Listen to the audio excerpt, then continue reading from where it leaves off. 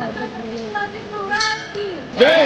जय भवानी। जय शिवाजी। एकनाथ साहेब तुम्ही आगे बढ़ो, हम तुम्हारे साथ हैं। एकनाथ साहेब तुम आगे बढ़ो, हम तुम्हारे साथ हैं। महाराष्ट्राचे लाडक्या भावाच्या लाडक्या बहिणी आज एकनाथ शिंदे साहेब मुख्यमंत्री व्हावे म्हणून आज आम्ही जलाभिषेक घालून प्रार्थना केल्या, साकडं घातले की आमचे भाऊ आणि एकनाथ शिंदे साहेब हे महाराष्ट्राचे लाडके मुख्यमंत्री व्हावे। सर्वसामान्याचा नेता म्हणून आपले एकनाथ साहेब आहेत आणि सगळ्यांना सांभाळून घेणारं नेतृत्व आहे, त्यामुळे तेच मुख्यमंत्री व्हावे यासाठी आम्ही लाडक्या बहिणी करवीर विधानसभेत जास्तीत जास्त संख्येने आज इथं उपस्थित झालेला आहोत।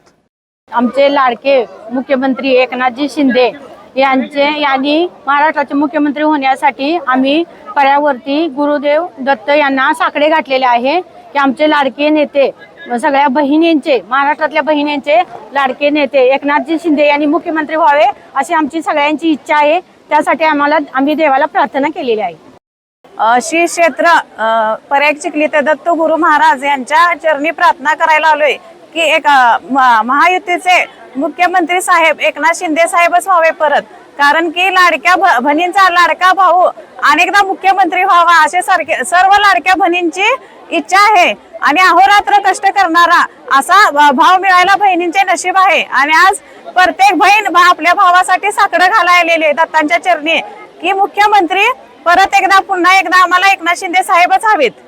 आज महाराष्ट्र राज्यात लाडक्या बहिणींच्या आशीर्वादामुळे महायुतीची सत्ता पुन्हा एकदा आलेली आहे आणि आज आम्ही इथे करवीर मतदारसंघातील प्रयाग चिखली येथे दत्तगुरूंच्या चरणी आम्ही साकडं घालायला आज हजारोंच्या संख्येने महिला उपस्थित आहेत। आमची अशी इच्छा आहे की एकनाथ शिंदे पुन्हा एकदा मुख्यमंत्री व्हावे।